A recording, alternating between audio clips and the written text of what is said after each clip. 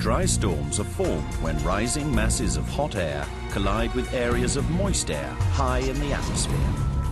As the two mix, they generate clouds and winds.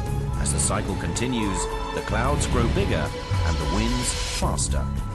At the top of the storm, ice forms and then falls, melting as it goes, normally falling as rain. But the storm is so high and the air below it so warm, it evaporates before it hits the ground. Fire is one of the few forces in nature that can defy gravity. It goes faster uphill than down. As the trees ignite at the bottom of a slope, the heat and flames rise, priming the trees further up. Now add the winds, and the fire is rapidly driven uphill. On the other side of the slope, firefighters set smaller fires which quickly burn up all the available fuel, so that when the main fire reaches the top, there is nothing ahead of it left to burn. It stalls and dies. It's an effective weapon against major fires. We'll be switching in and out on the burners tonight. Jeff's going to be way inside. Rick's going to be on the outside. In the cool of night, fires die down a little. Firefighters take advantage of this to set their own fires under controlled conditions. They deliberately set fires to widen the fire line, to burn out 50 to 100 yards more of forest inside the line between them and the wildfire. To show just how savage these fires can be, we positioned a camera encased in a fireproof aluminum box so we could see up the trunk of a burning tree.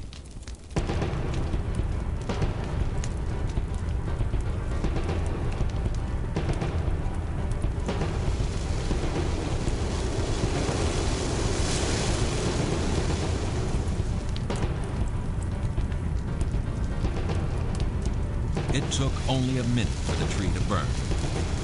When they took out the camera, it was almost too hot to hold. No. Is it running? Are you running? It's still running. It's still running. Really?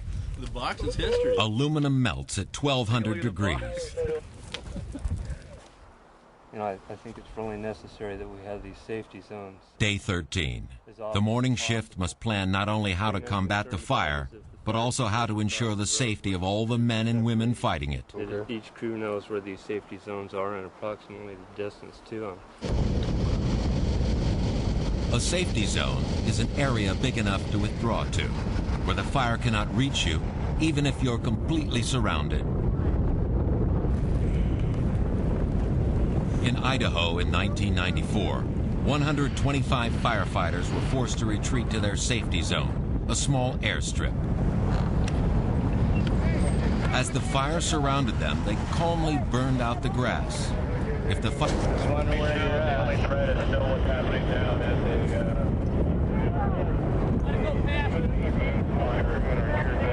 Let's go into the black up there. How much? Then they quietly sat in the ashes and waited. Thankfully, they all survived unharmed.